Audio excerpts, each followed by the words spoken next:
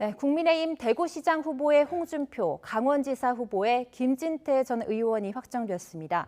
민주당도 이광재 의원을 강원지사에 전략 공천하고 서울시장과 경기지사 후보 선정 등 본격적인 경선 채비에 나섰습니다.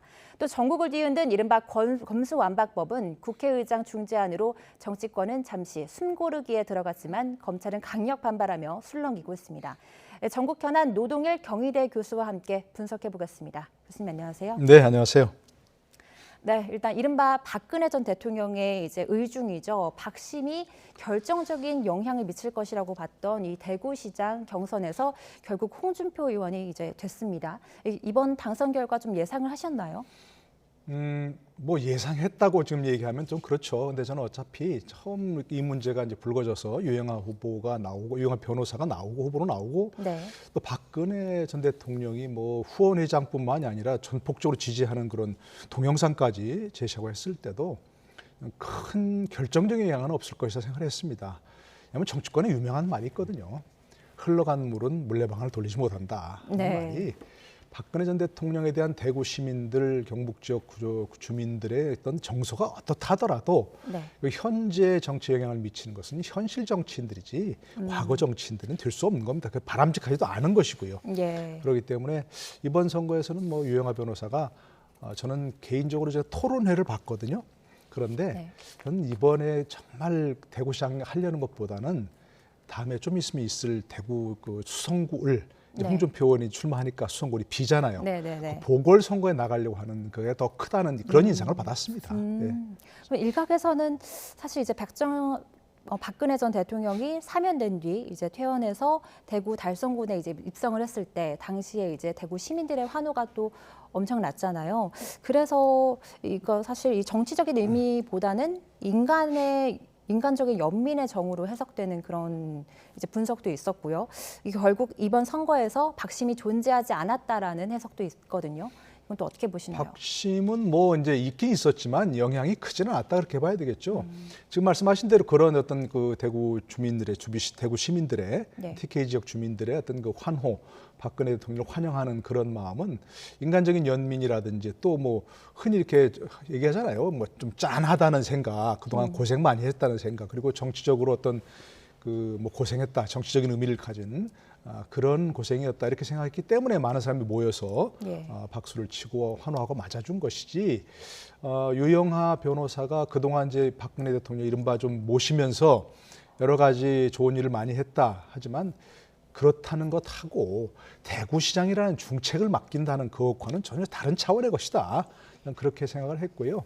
뭐 이제 좀 있으면 있을 보궐선거는 어떨지 잘 모르겠습니다. 예. 또 김재원 의원도 출마한다면 또 이상하게 좀 지금 대구시장 그 2라운드가 돼버리는 뭐 그런 상황인데 아마도 그렇게 되지 않을까 싶어요. 이번에 만약 대구시장 선거에서 김재원, 유영하 두 사람이 단일화했다면 예. 또 좀 그 상황을 어떻게 볼지 몰랐습니다만 좀 그렇게 했더라도 뒤집기는 역부족했다. 홍준표 의원이 워낙 뭐 인지도가 높고 대선에 출마했던 그런 분 아닙니까? 예. 그렇기 때문에 무게감에서라든지 인지도에서라든지 김재원, 유영하 두 사람이 뒤집기는 어려웠을 것이다. 저는 생각합니다. 네, 그럼 이제 강원지사 후보를 한번 살펴보겠습니다. 이 국민의힘 강원지사 후보의 김진태 전 의원이 됐거든요. 정치 신인 황상무 전 앵커가 아무래도 이 당심이나 바닥 민심까지 흉는 데는 좀 한계가 있을 것 같다라는 지적인데 또 맞다고 보시나요? 네, 김진태 의원을 처음 이제 공천관리위원회에서 컷오프를 한 게 좀 무리수였죠, 사실은. 여러 차례 이제 그 여론조사를 했는데 결국 김진태 후보가 뭐 당내에서도 그렇고 또 가상의 어떤 민주당과 대결에서도 그렇고 예. 제일 높은 그런 지지를 받았거든요. 네. 그런데 예를 들어서 5.18 관련 발언이라든지 그런 것에 대해서 좀 국민들의 정서에 거슬린 면이 있다. 이래가지고 컷오프를 했는데 그 자체가 저는 무리였다고 생각을 하고요. 결국 그 컷오프라는 것은 국민 모두가 공감할 수 있는 기준이라기보다는 일종의 좀 주관적 기준이 많이 작용을 할 거 아니겠어요. 주관적 판단이. 예. 그렇기 때문에 그 자체가 무리수였다고 생각을 하고 뒤늦게나마 그 결정을 이제 최고위원회에서 뒤집어서 이와 같이 경선을 붙인 것 저는 뭐 다행이라고 생각하고 잘했다고 생각을 하고요. 결국 황상무 후보나 또 김진태 후보나 결국 경선이란 것은 주관적 기준보다는 그래도 공정한 면이 있는 거 아니겠습니까? 당원들의 당심 그리고 또 여론의 민심 이게 50대 50으로 반영하는 거니까 그 점에 있어서는 저는 뭐 두 사람 다 뭐 결과에 큰 뭐 불복한다거나 그러지는 않을 거로 생각합니다. 교수님께서는 애초에 그 김진태 전 의원을 컷오프한 게 무리수라고 말씀하셨는데 사실 이게 지도부가 당초 결정을 뒤집은 것 아니겠습니까? 여기서 자금 논란도 좀 있을 것 같은데요. 잡음이 뭐 있을 가능성은 있는데 잡음이라고 하는 것은 대개 이제 탈락한 후보가 무소속 출마하거나 이렇게 하는 경우가 있지 않습니까? 예. 그런데 지금은 선거법상 경선에 참여했던 사람은 무소속 출마가 아예 봉쇄되거든요. 그러니까 그렇게 어려울 것 같고요. 예. 이제 결국 이제 김진태 후보가 일단 후보가 되었으니까 다른 사람들, 예를 황상무 후보나 또 다른 출마를 했던 사람들 이런 사람들을 얼마나 이제 끌어안아 가지고 포용해 가지고 원팀이 되게 하느냐 하는 그런 정치력에 달려 있는 거겠죠. 네. 그리고 이제 또 국민의힘이 경기지사 후보에 초선의 김은혜 의원을 확정했습니다. 언론에서는 초선이 대선 후보를 꺾었다 이렇게 표현하기도 하는데 맞는 표현이라고 보시나요? 이건 굉장히 큰 의미가 있는 거죠. 김은혜 의원이 무슨 이제 앵커도 하고 예.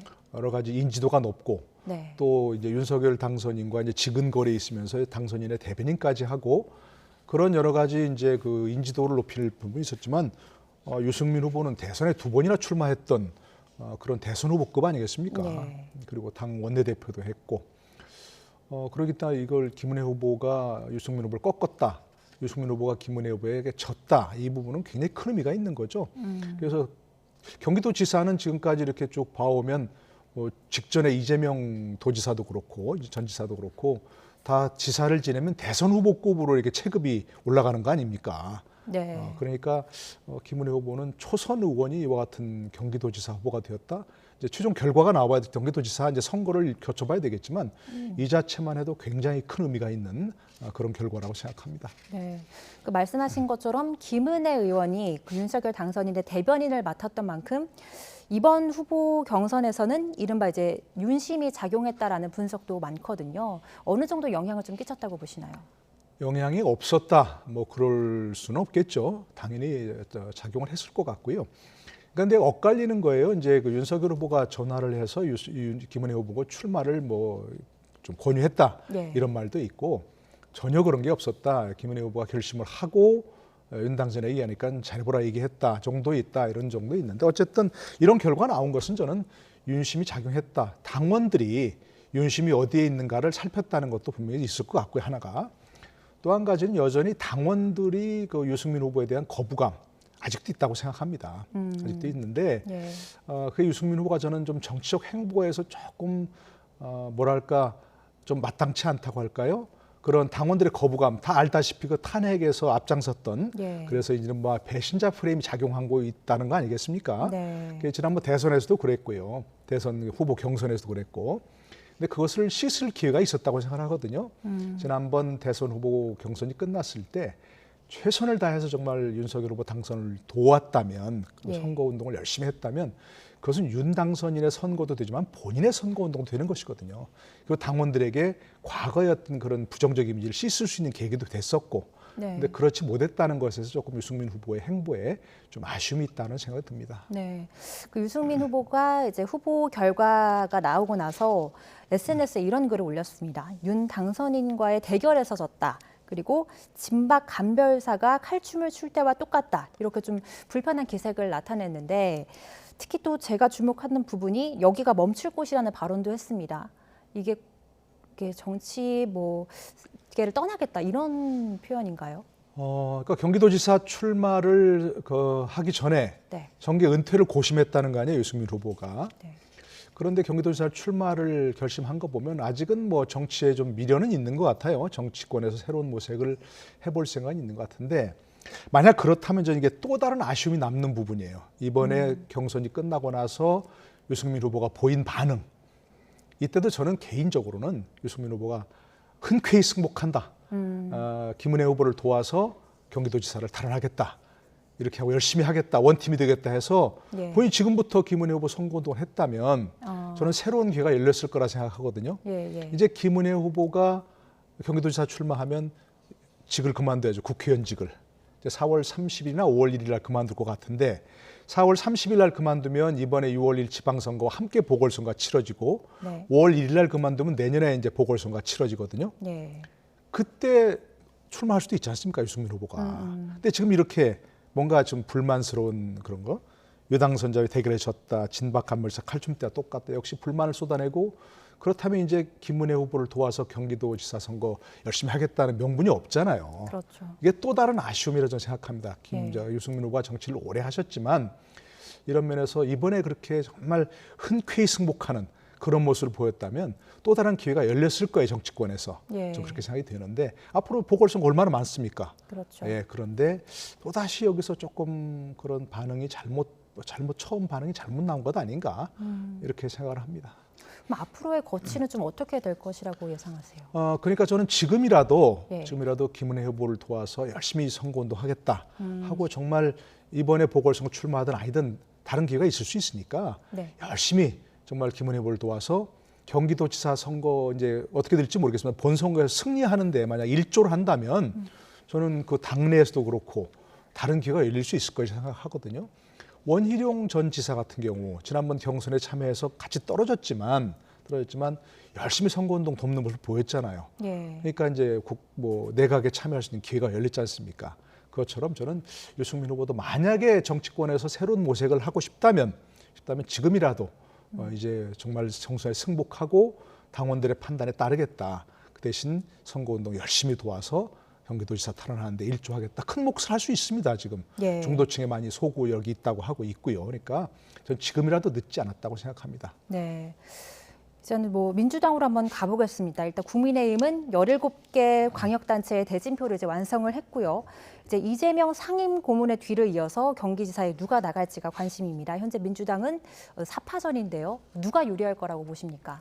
지금 그렇게 단정할 수는 없고 네. 아무래도 이제 좀 전에 얘기한 김은혜 후보가 당선된 것이나 다른 이제 후보들 국민의힘 측에서는 그래도 이제 윤심이 조금 작용했지 않느냐, 윤심이 쏠리는 후보가 이제 많이 이기고 있다 경선에서. 네. 그런 걸 보면 결국 또 이제 민주당 쪽은 이재명 후보의 전 후보의 어떤 그 마음이 가 있는 곳, 네. 시선이 가 있는 곳이 그런 후보가 좀 유리하지 않느냐 이렇게 볼 수밖에 없거든요. 네. 근데 민주당의 경우에는 지금 김동연 그 전 후보가 이재명 후보와 단일로 하면서 그리고 또 이제 그 김동연 후보가 출마하기 전에 네. 정성 후보라든지 이런 분들이 이제 옆에 있었잖아요. 네. 정성 후보는 이재명 전 후보의 가장 측근이라고 알려지고 있고, 그래서 결국 2심, 이른바 명심은 이제 김동연 후보에 있는 게 아니냐, 그런 것 때문이기도 하고, 또 본인의 어떤 그동안 관료로서의 어떤 이 굉장한 역량이 경력이 있다고 보는 것도 있고, 그래서 현재 여론조사상은 아무래도 김동연 후보가 조금 앞서 있는 부분은 분명히 보이지 않습니까? 그런데 저는 그걸 떠나서 이 안민석, 염태영, 조정식 세 후보는 경기도 지역에서 오랫동안 정치한 분들 아닙니까? 네. 나름 연고가 탄탄한 분들이고요. 그런데 이렇게 세 분이서 김동연 후보 지지율에 미치지 못하고 있는 것은 세 분이 함께 나와서 좀 갈린 면도 있을 거예요. 네. 표가. 네. 그렇기 때문에 세 분이 혹시 지금부터 이제 좀 단일화 협상을 해서 단일화 토론도 하고 그런 과정을 거친다면 짧더라도 저는 그 김동연 후보와 어떤 호각지세를 이룰 수 있다고 보기 때문에 그런 과정이 있다면 결 승부를 예측하기 어려운 그런 상황이 될 거라고 생각합니다. 네. 그리고 또 관심 지역이 아무래도 서울시장 후보입니다. 송영길 전 대표와 박주민 의원 그리고 김진애 전 의원 일단 3명을 확정을 했고요. 여기서 일단 박영선 전 장관의 합류 여부가 관심인데 어떻게 보십니까? 참 이게 민주당 입장에서는 이 서울시장 선거는 굉장히 자꾸 꼬여가고 있어요. 네. 꼬여가고 있고 송영길 후보가 이제 송영길 그 전 대표죠. 전 대표가 출마한다는 것 자체가 좀 무리수였습니다, 사실은. 그렇지 않습니까? 전 대표로서 다음 총선에도 출마하지 않겠다. 이렇게 책임을 지겠다, 대선 패배. 그리고 물러났던 분이 다음 총선보다 더 큰 선거라고 할 수 있는 서울시장 선거에 이렇게 출마하겠다 한 것 자체가 무리수였고요. 그런데 어쨌든 송영길 후보 말처럼 다른 사람, 유력한 사람이 출마 안 하려고 하는 사람이 없기 때문에 내가 살신성인하는 것이다. 라고 해서 그 출마를 선언했다면 민주당에서는 출마한 사람들 모두 다 해서 공정한 경선을 붙이는 게 저는 그다음 이제 공정한 어떤 수순이라고 생각했는데 송영길 후보와 박주민 후보를 컷오프를 시켰잖아요. 네네. 컷오프 전략 공천 지역으로 설정을 하고 그리고 이제 뭐 이낙연 전 대표, 박영선 전 장관 이런 분들에게 지금 그 당내에서 계속 후보로 출마하라고 지금 권유하는 상황 아닙니까? 네. 이것도 또 다른 무리수예요. 그러니까 무리수를 거듭하고 있는 그런 상황이죠. 그리고 지금 송영길, 박주민 두 후보를 다시 지금 경선 후보로 해버리는 네. 그런 상황이 되었고 그런데 지금 박영선 전 장관에게 다시 또 출마해달라고 지금 기다리고 있는 상황이라고 얘기하고 네. 이게 지금 계속된 무리수가 지금 거듭되고 있는 거예요. 지금. 예. 왜냐하면 박영선 후보는 공천 신청도 안 했다는 거 아닙니까? 네. 그 공천을 마감했어요 이미. 네. 그런데 오늘 다시 오후까지 지금 답변을 주겠다고 다시 했는데. 지금 오늘까지 기다리겠다 얘기한 것은 이건 정말 왜 이렇게 될까? 자꾸 무리수를 거듭하고 있는 것은 서울시장 선거나 또 전체적인 지방선거 판세에 결코 좋지 않은 상황인데 빨리 지금 어쨌든 답을 내고 경선을 하려면 빨리빨리 경선을 해서 그나마 그래도 거기서 붕업을 하고 빨리 후보를 내는 것이 저는 민주당의 그나마 남은 행보라고 생각합니다. 네, 일단 그럼 민주당 후보가 누가 됐던 간에 일단 국민의힘 오세훈 현 시장과 맞붙을 수밖에 없는 상황이거든요. 부담감이 상당할 텐데 이 본선 전망은 좀 어떻게 보시나요? 그러니까요. 지금 누가 되더라도 송영길 후보 본인 말처럼 누구라도 흔쾌히 출마하지 않으려고 하는 것은 뭐냐면 어쨌든 오세훈 시장이 현 시장이고 네. 또 지난 보궐선거에서 1년밖에 안 됐지만 과거 시장을 2번이나 했던 분 아닙니까? 네. 그렇기 때문에 시장으로서 어떻게 해야 되는지를 알기 때문에 지금 상당히 본선 경쟁력도 이번에도 본선 경쟁이 있다. 누구나 인정하는 거 아니겠습니까? 그래서 민주당 내에서도 지금 여러 사람이 주저하는 것이고 예. 그런데 이와 같이 계속되는 무리수를 거듭하면서 스스로 경쟁력을 좀 깎아먹고 있는 거거든요. 예. 송영길 전 대표의 말이 맞아요. 그러니까 저는 어쨌든 그래도 해보려고 한다면 일단 빨리 후보를 결정해서 팀 전체가 그야말로 민주당 전체가 밀어주는 상황이 되어야 그래도 해볼 만한 상황이 된다 하거든요.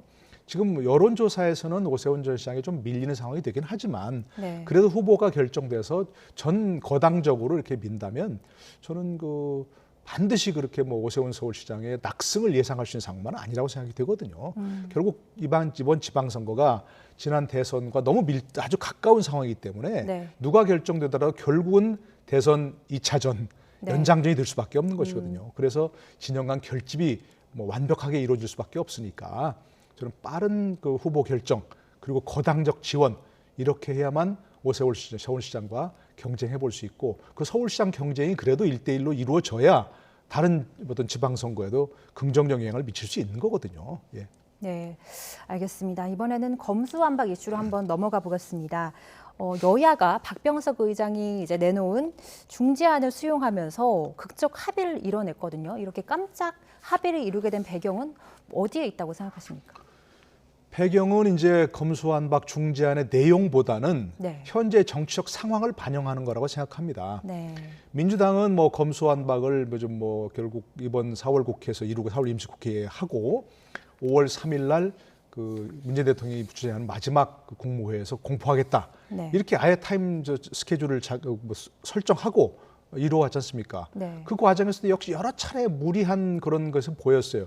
결국 마지막 무리수가 민영배 의원의 탈당 아니겠습니까? 네. 그래서 결국 안건조정위원회를 무력화시키고 본회의에 직권상정하겠다 이렇게 하는데 여러 가지 지금 장애물이 있지 않습니까? 첫 번째 장애물이 박병석 의장이 과연 직권상정을 해줄 것인가 하는 것이거든요. 네. 근데 만약에 중재안을 박병석 의장이 제시했는데 민주당에서 안 받겠다.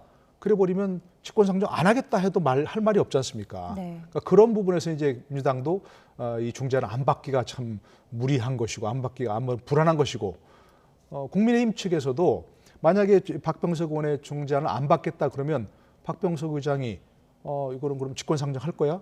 이래 버리면 어떻게 할 겁니까? 그러니까 서로 이제 국민의힘이나 민주당 측이나 민주당이나 국민의힘이나 어쨌든 중재안을 안 받고 마지막 끝까지 가자. 이런 면에서는 조금 불안한 부분이 있거든요. 양당 모두가. 네. 그렇기 때문에 내용상 문제는 차치하고 두 당에서 지금 이걸 받을 수밖에 없는 정치적 상황이 됐다 이렇게 생각합니다. 네, 이 검수완박 중재안에 대해서 사실 검찰의 반발도 상당합니다. 사상 초유의 검찰 줄사표가 이어지고 있는데요. 사실 사표 수리 여부도 관심이거든요. 어떻게 전망하시나요? 글쎄 이제 검찰 입장에서는 이번 중재안이 결국은 민주당 안이 아니냐 이렇게 할 수밖에 없어요. 저도 그렇게 생각하고요. 예. 결국은 뭐 시행 시기를 조금 늦춘 것에 불과하지 민주당 안 그야말로 검찰 수사권 완전 폐지로 가는 것이거든요. 네. 그러니까 검찰로서는 반발할 수밖에 없고요. 그러나 이제 그래서 뭐 검찰총장이나 뭐 고검장, 검사장급 이런 분들의 사표를 수리할 수는 있겠지만 검사들이 집단적으로 전체 검사들이 다 사표를 낸다. 그럴 때 그걸 어떻게 사표를 다 수리하겠습니까? 그건 안 되는 것이고요. 예. 그러니까 이제 검찰로서도 이런 시간이 지나면 어느 정도 이제 그 정리가 될 것이고 반발도 그럴 때 이제 정치권에서 최종적으로 아직 지금 이제 중재안을 수용해서 사인만 했을 뿐이지 그것이 법안 형태로 나타나려면 조금 더 시간이 필요한 것이거든요. 예. 그러니까 결국 이 반발은 최종적으로 경찰의 국회에서 이 중재안을 수용한 법안이 어떤 형태로 만들어질 것인가 하는 그런 부분에 법안 내용에 최종적인 법안 내용에 검찰 반발의 어떤 강도가 달려 있다고 생각합니다. 네, 알겠습니다. 이 국회가 다음 주에 검수완박법을 이제 처리하겠다, 본회의에 상정해서 처리하겠다는 입장인데 사실 국회 전운이 좀 드리워지고 있는 상황인 것 같습니다. 오늘 말씀은 여기까지 듣겠습니다. 감사합니다. 고맙습니다.